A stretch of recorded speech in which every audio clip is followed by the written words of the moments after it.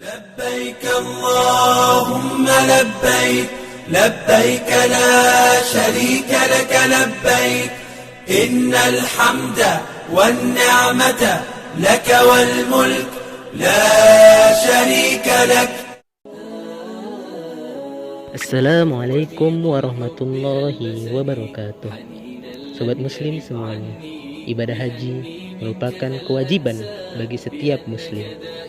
Setiap tahunnya jutaan umat muslim dari seluruh penjuru dunia berkumpul di Saudi Arabia untuk melaksanakan ibadah haji. Nah, di video kali ini saya akan berbagi kepada kawan-kawan pendengar sekalian tentang proses pemberangkatan jemaah haji ke Tanah Suci. Bersama saya Abdurrahman, mari kita mulai ulasannya. Yang pertama, persiapan sebelum keberangkatan. Terlebih dahulu jemaah haji menjaga kesehatan tubuh dengan cara mengkonsumsi makanan bergizi dan rajin berolahraga.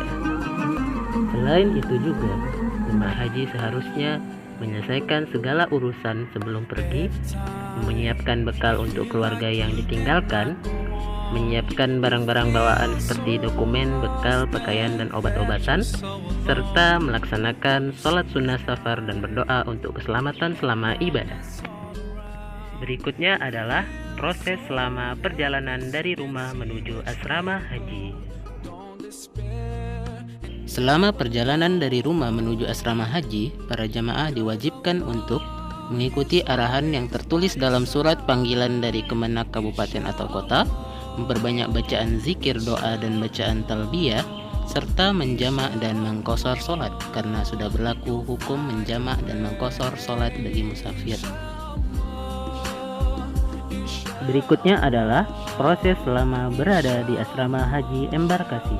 Tibanya para jamaah haji di asrama haji, para jamaah diwajibkan untuk mengikuti upacara penerimaan dan serah terima jamaah dari panitia, mengikuti pemeriksaan kesehatan tingkat akhir, serta menempati akomodasi yang telah disediakan. Selama tinggal di asrama haji embarkasi, para jamaah diwajibkan untuk menempati kamar yang telah disediakan, mengkonsumsi catering yang telah disediakan, menjaga barang berharga seperti uang, handphone, dan sebagainya, menjaga ketertiban dan kebersihan, serta menerapkan sikap toleran saling bantu antar sesama. Selain itu juga, para jamaah wajib mengikuti pendalaman materi manasik haji, menerima paspor, visa, gelang identitas, dan living cost, mengecek kelengkapan dan kesesuaian dokumen, serta memakai pakaian ihram bagi jamaah haji gelombang kedua. Yang wajib diketahui juga bagi para jemaah haji adalah tentang larangan selama menetap di asrama embarkasi. Adapun larangan selama menetap di asrama embarkasi itu antara lain membuat kegaduhan seperti keluar masuk asrama sembarangan, serta meninggalkan alat perlindungan diri yang telah dibagikan. Ini adalah tentang proses pemberangkatan menuju bandara embarkasi. Saat berangkat menuju bandara embarkasi, setiap jemaah hendaknya menaiki bus dengan tertib dan teratur sesuai dengan regu dan rombongannya, memperhatikan tas tentengan dan tas paspor agar tidak sampai ketinggalan, membaca doa atau mengaminkan doa pembimbing ibadah saat berangkat menuju bandara. Selanjutnya adalah yang perlu diketahui oleh jamaah haji tentang larangan pada saat menuju bandara. Pada saat menuju bandara, jemaah haji dilarang membawa majalah atau rekaman porno, tulisan yang bersifat provokatif, serta narkoba. Juga para jemaah dilarang menerima titipan barang dari siapapun. Berikutnya adalah proses selama berada di bandara embarkasi. Selama berada di bandara embarkasi, setiap jemaah haji hendaknya yang pertama turun dari bus dengan tertib dan teratur. Yang kedua, memperhatikan tas tentengan dan tas paspor agar tidak tertinggal dalam bus.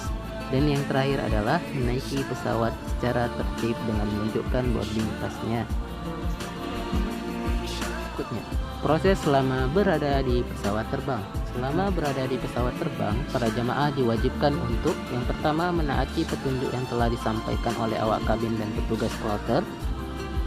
Yang kedua, menyimpan tas tentengan di tempat yang telah disediakan di kabin.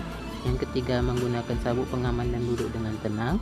Yang keempat, memperbanyak zikir dan doa serta membaca ayat suci Al-Quran.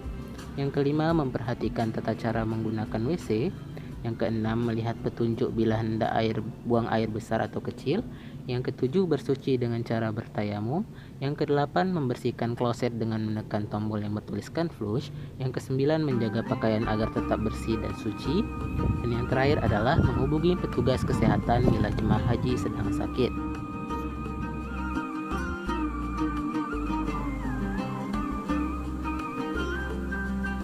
Berikutnya yang perlu dipahami bagi para jamaah haji yang hendak berangkat ke Tanah Suci adalah tentang sholat dalam perjalanan atau jamak qashar.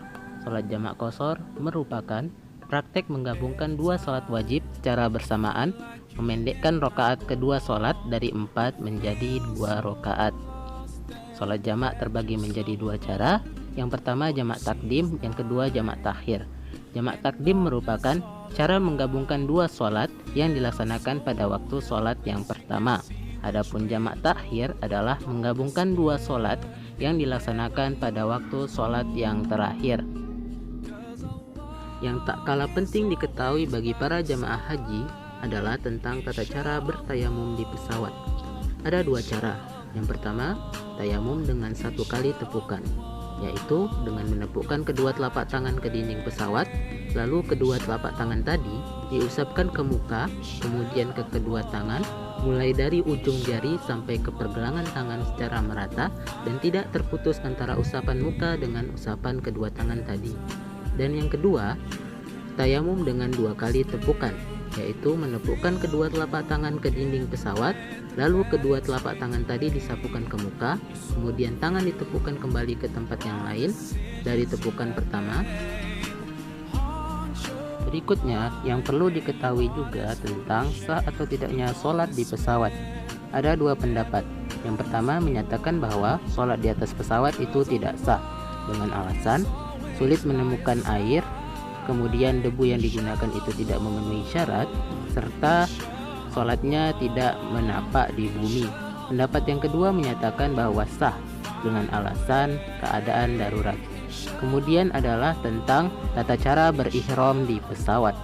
Yang pertama, membuka kaos kaki dan celana dalam dengan segera bagi jemaah laki-laki yang masih mengenakannya.